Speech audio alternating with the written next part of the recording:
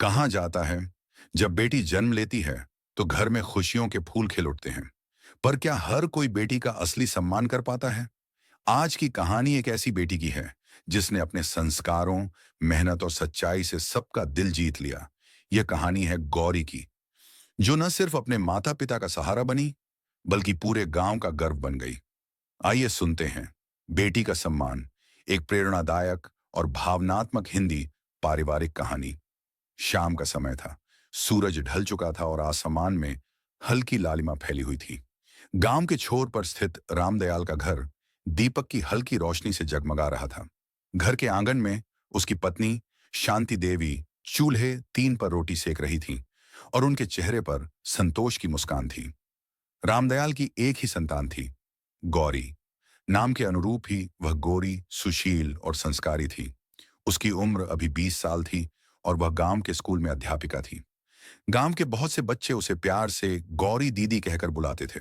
गौरी के स्वभाव में गजब की विनम्रता थी।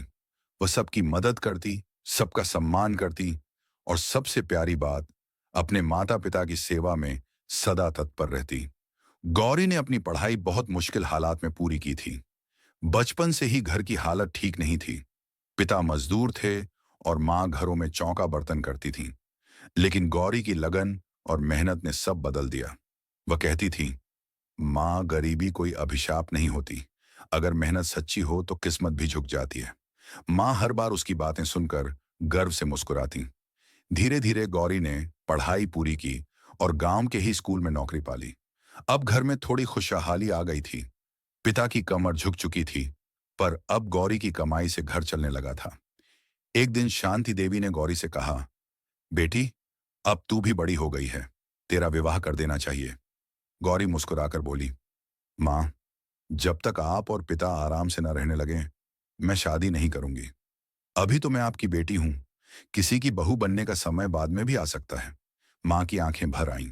उन्होंने कहा, तू तो सच में माँ की लाज है बेटी। गांव में सब लोग गौरी की तारीफ करते।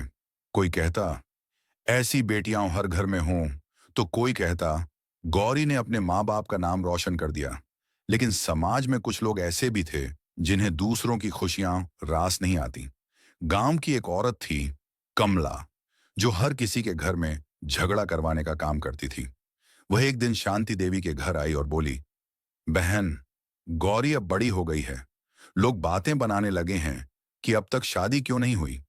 कहीं ऐसा ना हो कि बाद में रिश्ते मिलना मुश्किल हो जाए। शांति देवी का मन चिंतित हो गया। उन्होंने यह बात रात को अपने पति से कही। रामदयाल कुछ देर सोचते रहे और बोले, हमारी बेटी के लिए कोई भी रिश्ता हमें झुकाकर नहीं लेना।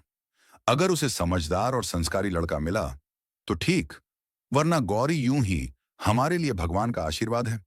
कुछ महीनों बाद गौरी के स्कूल में शहर से नए प्रधानाचार्य आए, राघव सर। वे सख्त अनुशासन प्रिय व्यक्ति थे। एक दिन गांव के कुछ लोगों ने झूठी अफवाह फैला दी कि गौरी का किसी से रिश्ता है और वह पढ़ाई में ध्यान नहीं देती। यह बात राघव सर तक पहुंची। उन्होंने गौरी को बुलाया।